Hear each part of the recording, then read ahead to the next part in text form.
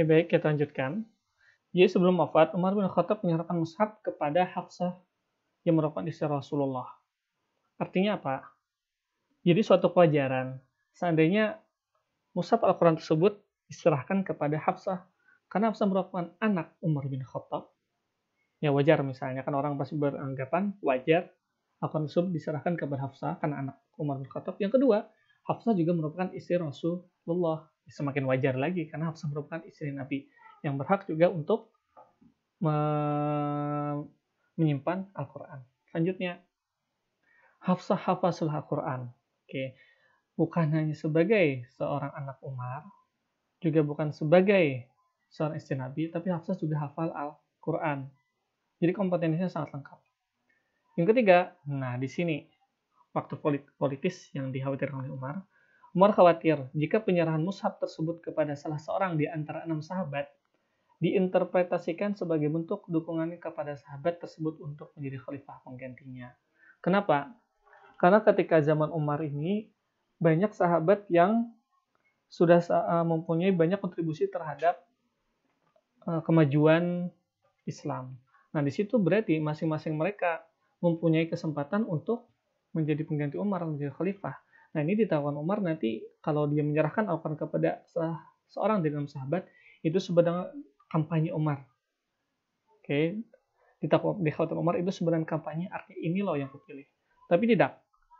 Umar menyerahkannya kepada anak beliau yang juga istri Rasulullah, yang kemudian 6 sahabat ini yang memilih sendiri siapa yang akan menjadi pengganti Umar bin Khattab. 6 sahabat itu ialah Utsman bin Affan, Ali bin Abi Thalib, Zubair bin Awam, Talha bin Ubaidillah, Abdurrahman bin Auf, dan Sa'ad bin Abi Waqqas yang juga merupakan sahabat Nabi yang dijanjikan dengan surga. Nah, mereka ini kemudian berebut untuk memilih siapa pengganti Umar. Oke, nah lanjutkan. Selanjutnya, pengumpulan Al-Quran pada masa Utsman bin Affan. Oke, perselisihan bacaan Al-Quran. Oke, kita cek ya. Jadi ketika Umar bin Khattab sudah memperluas kekuasaan Islam, kemudian disebarkan pembelajaran Al-Quran di mana-mana. Oke, nah kita ketahui bahwasanya Al-Quran turun dengan 7 bahasa. Ada Quraisy, Huzail, Thaqif, Hawazin, Kinanah, Tamim, dan Yaman. Nah, jadi kan Al-Quran yang itu diajarkan kemana-mana. Artinya apa? Abu Musa mengajarkan yang Al-Quran yang satu, kemudian Abu Darda Quran yang ini. Akhirnya apa? Oh, berarti ada perbedaan ketika diajarkan ke masing-masing tempat. Nah, di sini perbedaan tersebut baru ketahuan ketika pada masa Utsman bin Affan. Bagaimana ketahuannya ini? Pada saat pengiriman pasukan Armenia dan Azerbaijan, perselisihan bacaan Al-Quran muncul di kalangan pasukan Muslim yang sebagian direkrut dari Syria dan Irak. Oke, perselisihan ini cukup serius. Nah, kan yang dari Syria beda bacaannya, Irak beda. Ketika berkumpul, ternyata ada perbedaan. Akhirnya apa? Mereka berselisih sehingga hampir memvonis lawannya kafir. Sehingga Huzaifah selaku pimpinan pasukan melaporkan kajian tersebut kepada Khalifah Utsman dan mengusulkan untuk melakukan penyeragaman bacaan Al-Quran. Artinya kalau selalu berselisih seperti ini bahaya nih. Harus distandarkan Al-Quran. Karena perbedaannya tersebut membuat perselisihan. Oke, nah lanjutkan.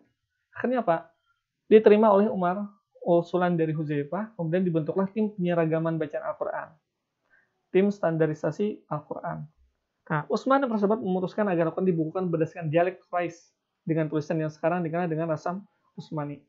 Oke, kenapa dialek Quraisy? Karena ketika itu yang paling bagus adalah dialek Quraisy, dan berikutnya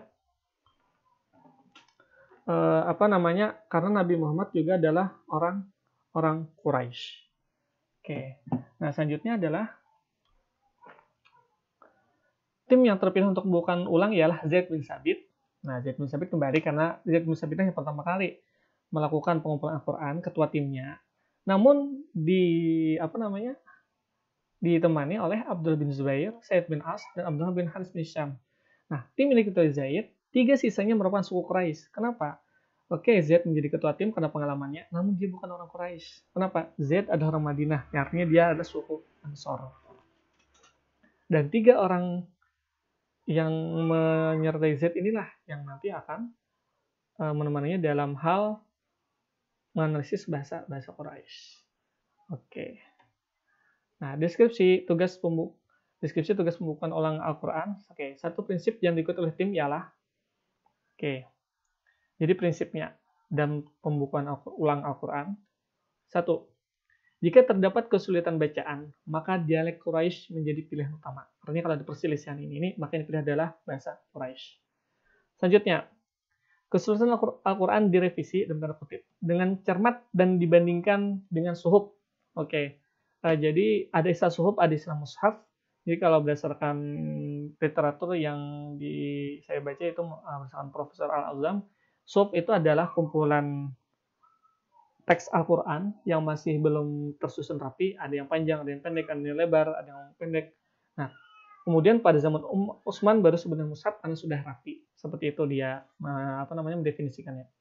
Nah, suhuf yang berada di tangan Hafsah kemudian dikembalikan lagi kepada Hafsah setelah resensi selesai digarap.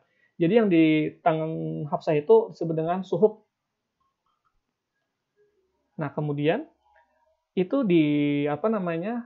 dipinjam oleh tim pengumpulan Zaid bin Sabit dan lainnya. Kemudian setelah selesai itu dikembalikan lagi kepada Hafsah. Nah, sejumlah salinan dibagikan ke pusat daerah Islam. Zaid bin Sabit ke Madinah, Abdullah bin Mas'ud di Makkah, Al-Mughirah bin Abi Syihab di Syam Syria, Abu Abdurrahman Sulami di Kufah, Amr bin As di Basrah. Satu mushaf disimpan sendiri oleh Utsman bin Affan. Nah, persyaratan Utsman tentang standar mushaf Al-Quran yang beredar. Satu, harus terbukti mutawatir. Mutawatir ini adalah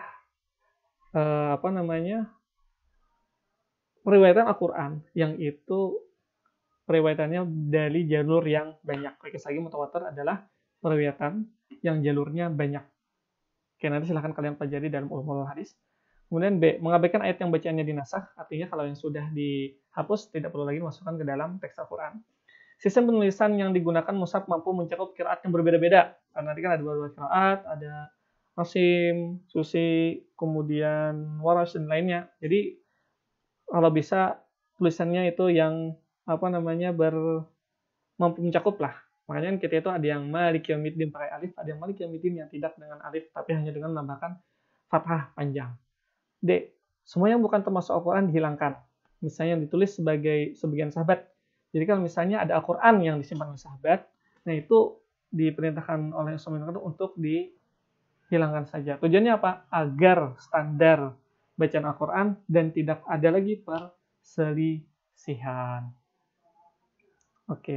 Penulisan Al-Quran setelah masa Khalifah.